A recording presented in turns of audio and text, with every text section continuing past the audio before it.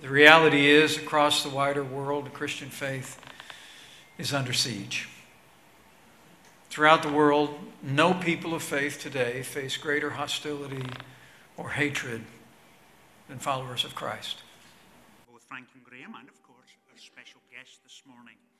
And nowhere is this onslaught against our faith more evident than in the very ancient land where Christianity was born.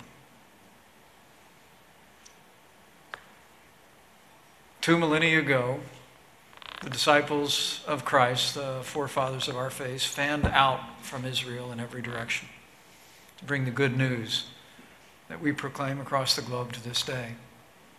But in the valleys of Syria, Palestine, the plains of Nineveh and the Nile, on the banks of the Tigris and the Euphrates, they planted the seeds of belief. They watered them with their sacrifice and their courage. They blossomed into fruit. They've borne fruit for the gospel ever since.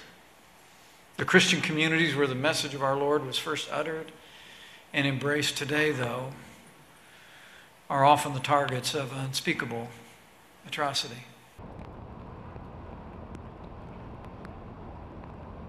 In Syria, we see ancient communities burned to the ground. We see believers tortured for confessing Christ, and women and children sold into the most terrible form of human slavery.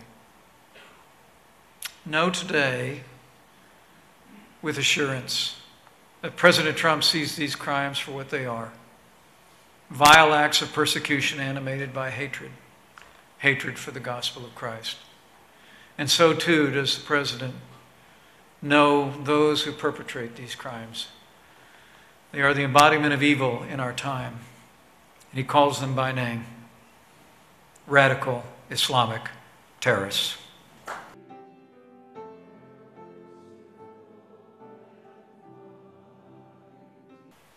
Practitioners of terror harbor a special hatred for the followers of Christ, and none more so than the barbarians known as ISIS.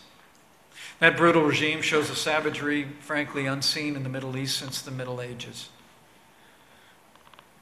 And I believe ISIS is guilty of nothing short of genocide against people of the Christian faith, and it is time the world called it by name.